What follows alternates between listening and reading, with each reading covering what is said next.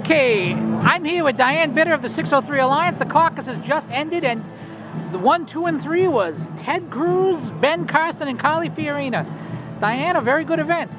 It was amazing. I cannot believe the energy in that room. All of those grassroots people together in a huge gathering. It was amazing. Now, very exciting. It occurs to me, one of the things about the 603 Alliance event is that you check to make sure that the people here who are voting, they're all New Hampshire voters, registered New Hampshire voters, Correct. who are either registered as Republicans or independents who take Republican ballots. You check these. So well, we weren't able to confirm that we had to go on their word on taking a Republican ballot.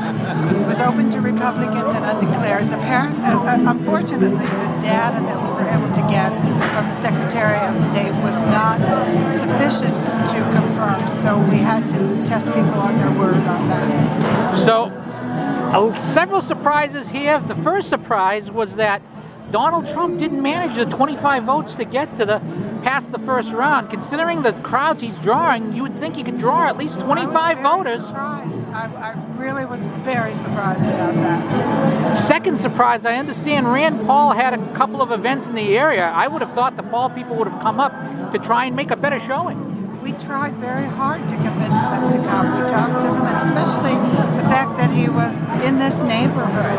It didn't make any sense to us. And we certainly reached out. We talked with Jim Merrill, Rand Paul's New Hampshire manager of his campaign. We talked to him weeks ago and filled him in on all that we were planning to do. And so he was well aware of the event and all of the pluses for his candidate. Well, speaking of pluses, it's got to be a plus for Carly Fiorina being able to draw enough people to finish in, of course, still third place, but it's very nice to be able to say I drew more people in New Hampshire more voters in New Hampshire than Donald Trump.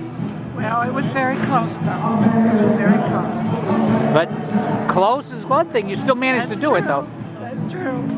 And the big thing here that strikes me about all this was all planned back in April of last year, before Trump came in, before anybody knew what was going on. There was every possibility when you guys first started that this could be a Scott Walker victory today, or a Rick Perry today, exactly. or any of the other conservatives who were there. And if just showing up, you have Patriot Voices and Rick Santorum. I'm surprised couldn't draw 25 people to show up, or didn't draw one to show up. That's true.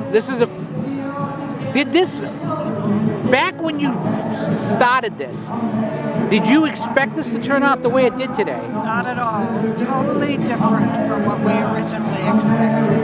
First of all, as you say, Trump wasn't in it, and we had other conservatives in it, and we really thought that we had a totally different picture that was going to emerge.